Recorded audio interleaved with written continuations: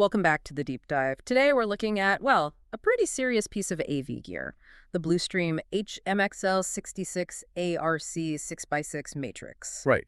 And our mission today is really to get at why something like this even needs to exist, why you can't just, plug everything in and have it work across multiple rooms. Exactly. The core problem, as I see it, is bandwidth. We're talking about pushing 18 gigabits per second. That's full-fat 4K video at 60 hertz with 4.4.4 color. And trying to send that amount of data down a long copper cable is, it's like trying to push a river through a garden hose. You're going to lose something. Signal integrity just falls off a cliff. So that's where this Blustream technology comes in. It uses something called Advanced HDBaseT and Color Space Conversion, or CSC. And that CSC is the key. It intelligently compresses the signal just enough to fit it down a single standard CTEC cable without you, the viewer, noticing any loss in quality. So you get the fidelity, but you also get the distance. But that distance changes. It does, and you have to know the limits. For that top-tier 4K 60 hertz 4.4.4 signal, you're looking at a reliable 40 meters. But if you're just sending, say, a standard 1080p signal,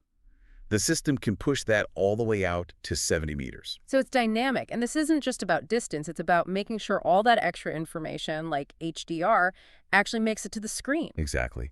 And they've added these smart installer-friendly features. Yeah. Like 24 VPPC. Power over cable. Right. You don't need a power outlet behind every single TV. Yeah. The receiver gets its power straight from the matrix through the CA cable. It just simplifies the whole installation. That's a huge help.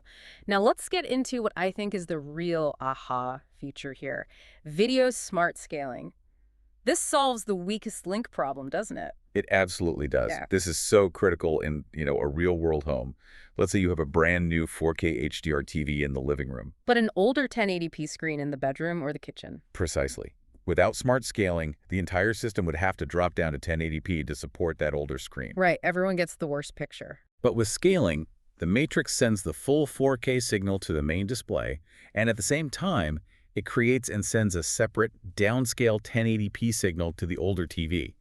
Everyone gets the best possible picture for their display. Okay, that handles the video, which is already impressive. But the audio is where things get almost overwhelmingly complex. It's a 20x6 audio matrix. Yeah, and it operates completely independently from the video. It's basically a whole separate professional audio router that just happens to live in the same box. So where do those 20 audio sources come from? Well, you can think of them in about 3 groups. First, you can take the audio from any of the 6 HDMI inputs, from your Blu-ray player or Apple TV. Super standard stuff. Then, and this is crucial, you have 6 ARC inputs. Audio return channel. This is for pulling audio back from the smart TV apps themselves. Ah, so for the built-in Netflix or Disney Plus app on the TV. Exactly. And finally, you've got some dedicated local inputs, an optical and an analog audio, in for things like a CD player or a turntable. So I could be watching a 4K movie in the living room, but send the audio from that movie's Dolby Atmos track to the high-end sound system in the den. You could. Or send audio from a completely different source, like that CD player, to the kitchen speakers, all while the video does its own thing. It supports all the major formats, True HD, Atmos, you name it. And managing all this, it sounds like it could be a nightmare. You'd think so, but the control is pretty comprehensive. You've got the front panel, IR, RS-232, but honestly, most people will just use the app or the built-in web page.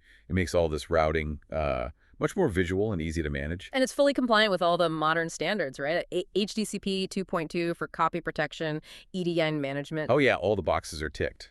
It has to be. So if we pull this all together, this device is really solving 2 different scaling problems at once. That's a great way to put it. It's scaling for distance, using CSC to get the signal there, and it's scaling for compatibility, using smart scaling so older devices don't hold back the newer ones. I think the real takeaway for me and for you listening is that in any modern setup, the challenge isn't just the one-way street of getting a perfect picture to your screen. The real complexity is in that two-way dance. It's about routing sound back from the screen and from all your other devices and getting everything to talk to each other seamlessly. And a system like this just proves how much specialized hardware that conversation really requires.